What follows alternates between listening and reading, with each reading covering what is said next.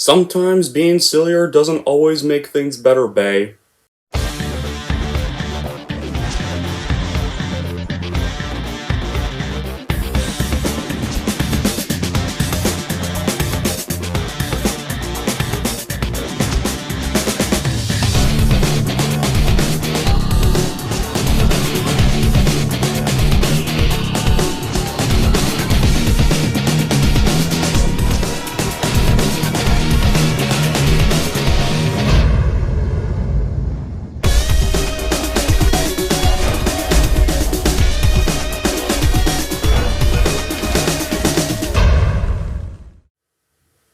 Hey everyone, it's Movie Lover 120 here, and I'm here on New Year's Eve, guys. Happy New Year's, by the way, with a brand new movie review, and this movie review is going to be for the second installment of the franchise I started reviewing yesterday. That's, of course, one of the most infamously controversial sequels of all time. And that sequel goes to none other than the second installment of Transformers, Transformers Revenge of the Fallen.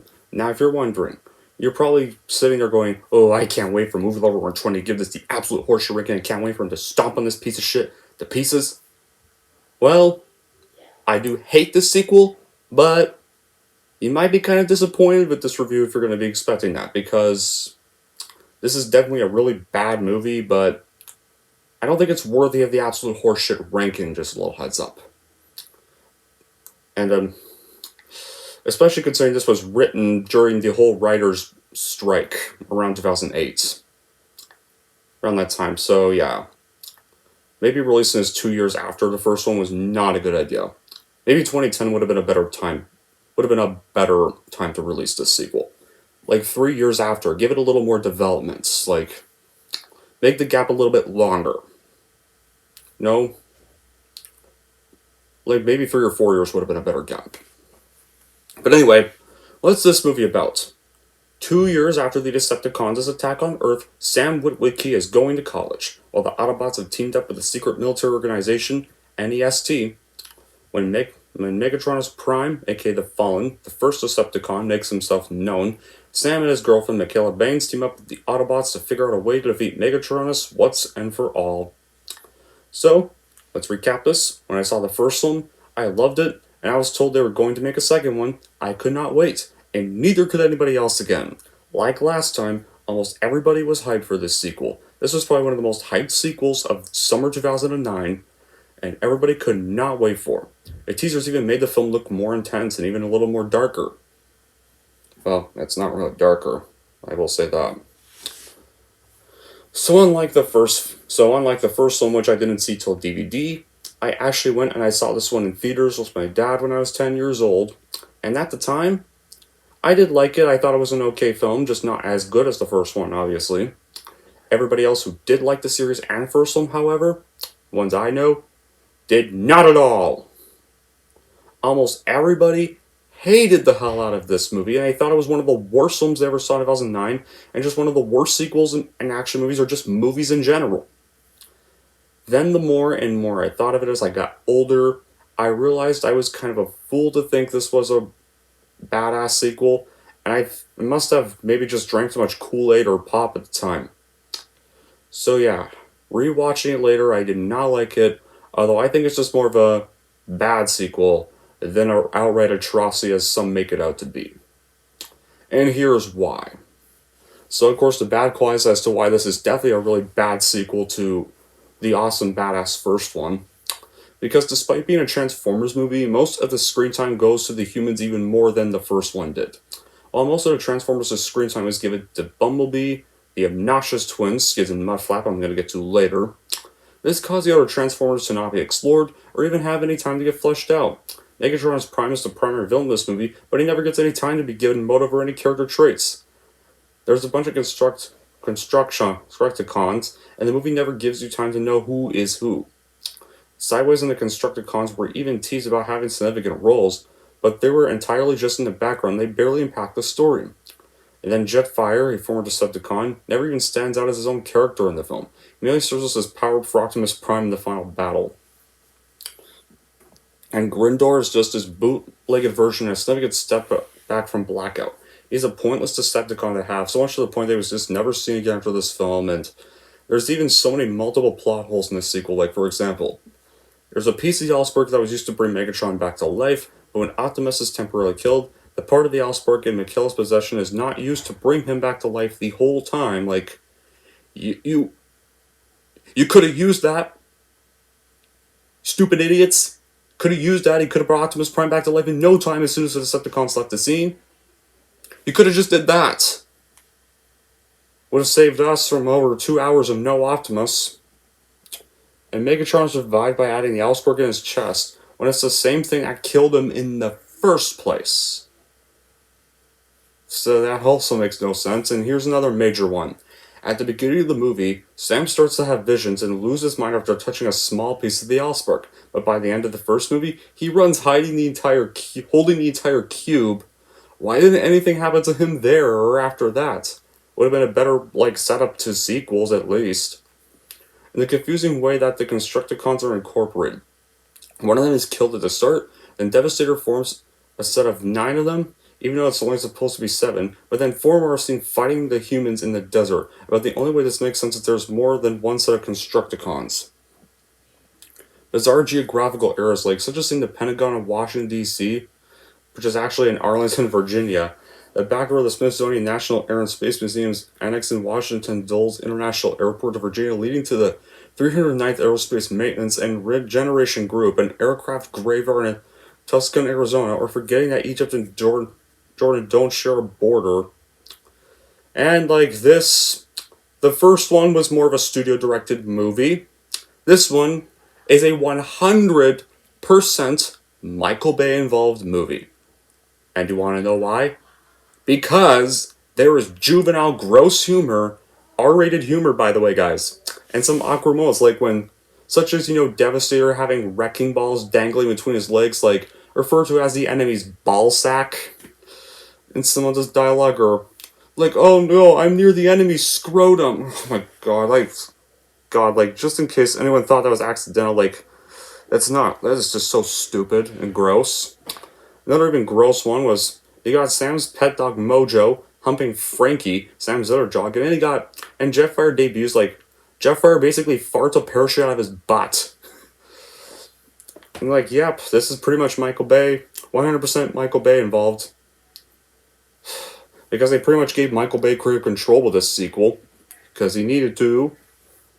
Paramount DreamWorks should have realized how stupid that was. In one scene, you could...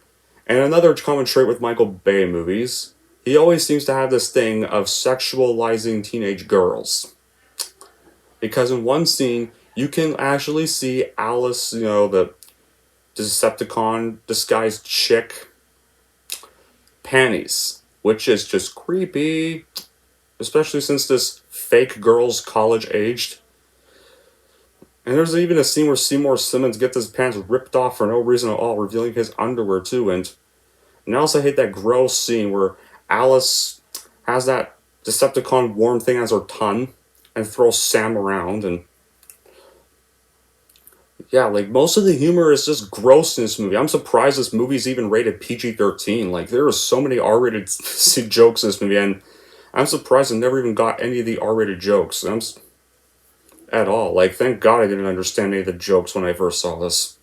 And the CGI, while still really good, doesn't go quite well. It doesn't feel like they're really there, such as the scene where Sam is restrained while Scalpel and his assistants examine him. Speaking of that one scene, the part where Scalpel puts some worm thing inside of Sam's head is just disgusting. As well. And as in the first one, the Transformers designs are massively overcomplicated with billions of unnecessary moving parts, making it hard to tell if it's even an Autobot or Decepticon, but the first one handled it decently well. This movie does not. And it continues the first one's love affair with two close shaky cam fight scenes. When combined with the above, makes it very difficult to tell who is doing what to who. And, yeah, the movie's even so loud, you can't even hear a single thing. Whenever an action scene happens, even when you turn down the volume, it still feels way too loud. Way too loud. Even if you turn it down, to the quietest level, it still feels loud. It even wastes potential for Megatron as Prime, Arcee, Chromia, Elita 1, the Constructicons, Rendor, Jolt, Sideways, Sideswipe, Jetfire, Skids and Mudflap, Alpha Pretender, Ravage, Wheelie, and Soundwave. And speaking of Soundwave, guys, he rarely appears in the film and has only seen just one scene, and actually two scenes actually, but that scene was repeated twice, trying to be different scenes. And speaking of Optimus Prime, his death and the Matrix of Leadership were used way too early. Like, you could have just used his. You could have just had him die at the end of this movie as a cliffhanger, and a setup for the third one where the third one they have to revive Optimus Prime, and yeah, that would have been. Yeah, like you could have just kept Optimus Prime the whole movie, and he just dies in Revenge of the Fallen, like do kind of like what the cartoon series did, where the movie killed him off, but then fans got mad about it, so they brought him back. Could have just did it like that, where he dies at the end of this movie, and then comes back, and then the Transformers revive him in the third one. They have to find a way to bring him back. I think that's better. And now let's get on with Skids and Mudflap. The two Transformers who get the most screen time are Skids and Mudflap, and they're these two twins that are basically obnoxious comic reliefs and are racist African American stereotypes that speak almost entirely in slang. Like, there's this one scene where this other irritating human character I cannot stand, Leo, who just freaks out and cries like an idiot in nearly all the scenes he's in. Like, they're hiding out and basically they're asking each other, "Hey, Mudflap, what are you going to do with the shrimp taco?" We would just pop a cap in his ass and I'm not like, hear you. I'm right here, okay?